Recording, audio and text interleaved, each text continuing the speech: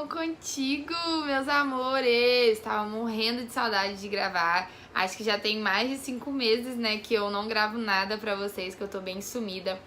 Mas enfim, voltei e vou explicar, vou tentar resumir ao máximo, tá? O que aconteceu, que eu já tô no Brasil de volta. Que reviravolta foi esse? Mas enfim, vamos que vamos. Então, gente, tô até de cara limpa, que o assunto hoje é um pouquinho sério.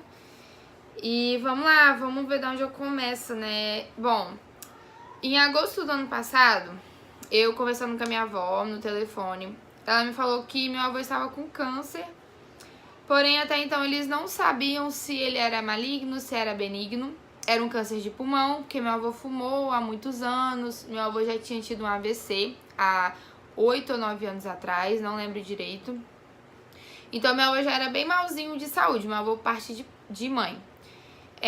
Eu fui criada por avós e por tios. Minha mãe foi embora, eu tinha 6 anos, a primeira vez que ela foi morar em Portugal.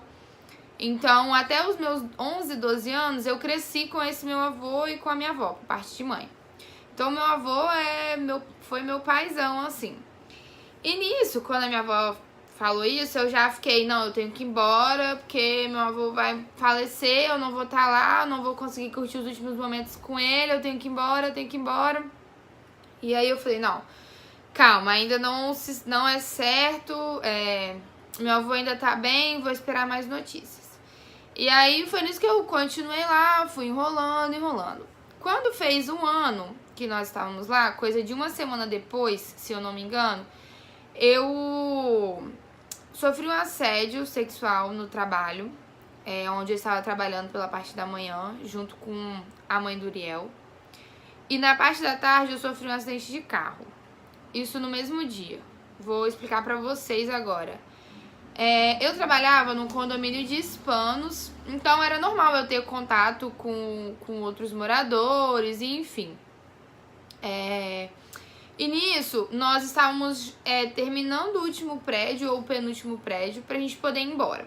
Nós estávamos numa semana de muita correria, porque a fiscalização ia lá pra conferir, né, se nós estávamos limpando tudo que eles pediam, se estava sendo limpo da forma como eles pediam, enfim. Nós já tínhamos perdido, acho que 1 ou 2 dias de trabalho.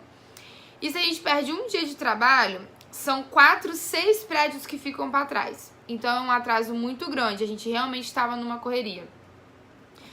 E aí nisso, era normal a gente encontrar com moradores. Quando a gente entrou na porta desse prédio, tinha um rapaz sentado nas escadas e nós passamos e demos buenos dias. E eu subi pra varrer as escadas, que a mãe do Uriel, ela vinha passando pano. Eu varria e ela vinha passando pano.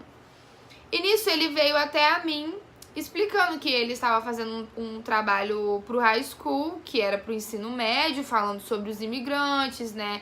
Sobre o trabalho dos imigrantes no país, como eram as condições de trabalho, enfim. Ele falava só em inglês, mas ele mentiu. Mas ele falava só em inglês. Eu entendo muita coisa de inglês. Se a pessoa parar pra conversar comigo, eu consigo entender muita coisa do que ela fala. Eu não consigo conversar igual eu tô aqui falando e tal, gravando pra vocês. Mas eu me desembolo. Eu consigo entender muita coisa. E aí ele foi explicando e tal, e falando. E inteligentemente, infelizmente, ele soube me levar nessa conversa. E ele falou que precisava tirar umas fotos, e eu falei que fotos não, porque óbvio, eu tava ilegal no país, eu não ia querer aquilo.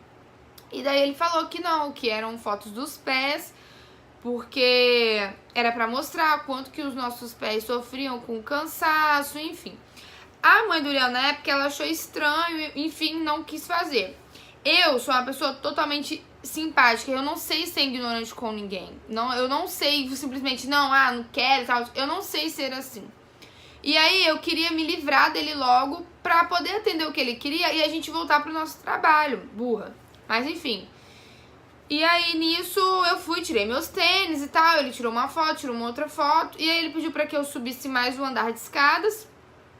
E pediu pra que eu me ajoelhasse, que tinha uma santa, que ele iria tirar uma foto como se eu estivesse em devoção àquela santa. Enfim, eu talvez fosse outra pessoa no meu lugar, já tinha entendido desde daquele momento o que ele queria fazer. Mas só que eu não entendi, porque eu tava tão preocupada em terminar de atender ele pra gente voltar pro nosso trabalho, que eu simplesmente passou despercebida a maldade dele, enfim. E nisso ele tava demorando muito pra tirar a foto, e ele pediu pra que eu não olhasse pra trás, só que ele falava rápido. E aí eu fui em inglês, eu perguntei pra ele o que ele tava falando, e aí ele falou devagar e eu entendi. E eu fiquei, mas por que eu não posso olhar pra trás? E nisso eu dei aquele tempo, e quando eu me virei, ele já estava com os órgãos dele sobre os meus pés e gravando aquilo. Foi quando eu me dei conta do que estava acontecendo. Não houve estupro, tá, gente? Não, nada disso. Mas só aquele contato de uma pessoa que você não tem intimidade nenhuma, aquilo é avassalador, aquilo é uma coisa, assim, te destrói por dentro e você fica pensando como que você foi tão, infelizmente, né, burra de não ver a maldade dele. Mas, enfim, talvez... se eu tivesse reagido, se eu tivesse falado não, talvez ele poderia estar armado, ele poderia estar com um canivete, uma faca, porque é normal eles andarem com essas coisas lá. Então, por um lado, foi muito melhor eu ter atendido ele, enfim. E aí, nisso, eu só soube sair daquela situação, eu empurrei ele e saí de dentro do prédio. Eu não lembrava mais como era pedir ajuda, nem nada do tipo. E eu saí de dentro do prédio, fui até o office, que era a parte onde todo dia a gente tinha que chegar e assinar um documento avisando que nós tínhamos chegado ao prédio, que nós íamos trabalhar. E as meninas me deram total apoio, chamaram a polícia, eu reconheci ele pelas câmeras. E aí a polícia pediu para que eu fizesse lá mesmo, escrevesse um depoimento detalhando tudo o que tinha acontecido. Essa daqui é a Xerox, porque eles ficaram com a original. E aí, coisa de uma semana, 2 semanas depois, chegou pra mim uma carta do juiz, enfim, falando que ele tinha sido preso e tal, né, que ele iria, enfim, que as medidas cabíveis iriam ser tomadas. Isso foi mais ou menos 11 horas, meio-dia, eu fui chegar em casa, já era 1 hora da tarde, se eu não me engano, não lembro direito. Quando eu cheguei em casa... eu entrei em estado de choque, porque eu não tinha ninguém da minha família lá pra me abraçar, pra me acolher, eu não tinha minhas melhores amigas lá, eu não tinha ninguém pra que eu pudesse, nem que fosse gritar só, sabe, pra aquilo sair, assim, enfim. E aí eu pedi pro irmão do Uriel me levar até ele, que é a figura de família que eu tinha mais próxima, era a pessoa que eu tinha mais intimidade, era a pessoa que eu me sentia mais segura. E ele me levou, e lá no serviço mesmo do Uriel, eu já contei tudo o que aconteceu, enfim, nós viemos pra casa de carro. Porém, tanto eu como o Uriel, a gente tava muito abatido com aquilo que tinha acontecido, sabe? Porque ele, na época que a gente namorava, imagina ele escutar o que a namorada tinha acabado de passar, sabe? É muito complicado. E aí ele veio dirigindo, ele quis voltar dirigindo, e... eu vim no banco do carona, eu cochilei, e o irmão dele deitou no banco de trás e estava cochilando também. E aí nós estávamos numa rodovia de velocidade alta, e aí houve um engavetamento na nossa frente. Quando eu abri o olho, só deu tempo de falar, tá parado, e a gente bateu com muita força nesse carro da frente. Eu machuquei o olho, que eu bati contra o airbag, machuquei o joelho e a canela, que pegou no painel do carro. O Uriel machucou os braços, o irmão dele cortou o nariz por dentro, a boca assim, e a costela, porque ele rolou para os bancos da frente. Enfim, mas graças a Deus a vida, que é o mais importante, estava intacta, está intacta, graças a Deus, não foi nada mais do que isso. E quando eu cheguei em casa, e que eu tomei um banho, que eu deitei na cama, eu falei, não, eu realmente quero ir embora, pra mim já deu, porque... todo mês eu falava que eu queria vir embora. Desde o primeiro mês que eu cheguei lá, não teve nenhum mês que eu falei assim, não, eu vou ficar aqui mais tempo, eu vou ficar aqui mais anos. Não, todo mês eu tinha vontade de vir embora. Então, e aí dessa vez eu sentei com o Uriel e falei, não, dessa vez é de verdade, eu quero ir embora mesmo, vamos olhar a passagem, eu quero ir embora. E aí nisso eu decidi vir embora e tal, foi coisa de um mês.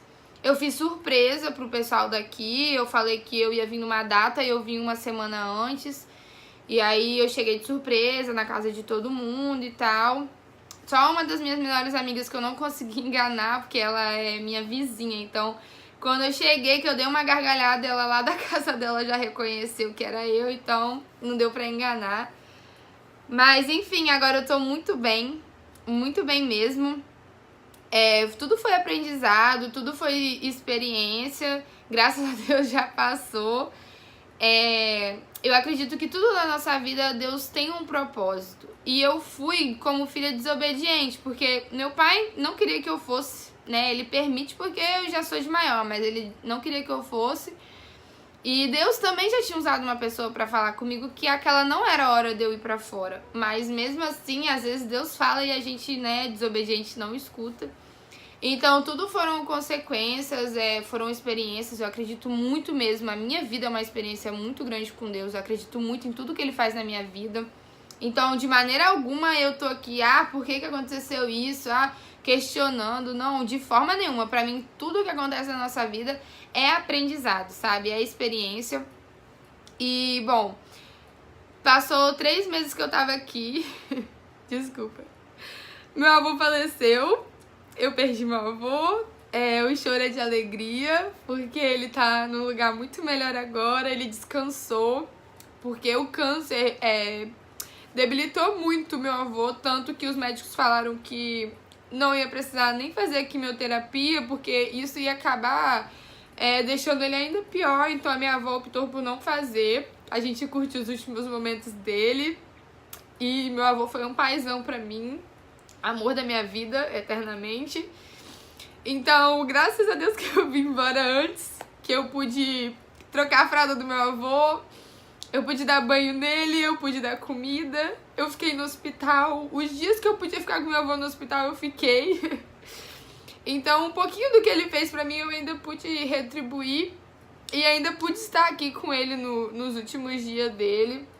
Então, o choro é de alegria, de dever cumprido. Agora ele tá num lugarzinho melhor. Mas eu tô bem. Deixa eu acabar esse vídeo, porque senão, né? Mais um vídeo enorme da Kathleen. Mas enfim, tô de volta no meu Brasilzão. Não vou embora nunca mais. Não tenho vontade nenhuma de morar em outro país. Tenho muita vontade de conhecer, mas de morar nunca mais. Não tenho vontade de sair daqui pra morar. Como eu falei, o menino foi preso, ele tinha 16 anos, ele foi preso. Provavelmente agora ele deve estar cumprindo aquelas penas de serviço comunitário e essas coisas do tipo. Do acidente ficou uns 10 mil dólares aí de dívida pra trás, do acidente todo, porque lá não tem nada público. Então, tudo que a gente fez no hospital, desde a ambulância até o atendimento do hospital, tudo é cobrado, né? Tudo é pago. E, enfim, graças a Deus tô na minha terrinha de volta, tô com a minha família, tô com os meus amigos, então tá tudo bem. Vou deixar meu Instagram aqui, me segue lá, que eu vou sempre postar alguma coisa sobre a minha vida, enfim, tô sempre por lá. Se inscreve no canal pra toda vez que eu postar um vídeo, que agora eu tô de volta, toda vez que eu postar um vídeo chegar a notificação pra você. Deixa o seu like pra me ajudar, tá? Pra esse vídeo se espalhar aí pelo YouTube. E mais uma vez, muito obrigada pra você que acompanhou até o final. Eu falo demais, mas eu vou melhorar nisso. E é isso. Mais uma vez, muito obrigada. Eu vim com essa blusa, ó. Follow teu baile. Follow teu baile, que segue o baile. Porque é isso, a gente não pode parar no tempo porque algumas coisas ruins aconteceram na nossa vida. Porque existem muitas coisas boas pela frente pra acontecer. Então a gente não pode deixar que coisas ruins atrapalhem que as coisas boas aconteçam. E por isso que eu não me abato por nada. Eu já vou pros lugares aqui, eu já vou pros lugares sozinha, eu vou pra festa, eu ando de ônibus, eu vou pra cima e pra baixo. Coisa que lá nem tomar banho mais sozinha eu tomava, não ia mais aos lugares sozinha. Então, por mais que o nosso Brasil esteja do jeito que tá, eu me sinto muito segura nele. Por mais que eu sei que eu posso sair agora na rua, enfim, eu me sinto muito mais segura aqui, que eu tô do lado da minha família. E é isso, segue o baile, vamos que vamos!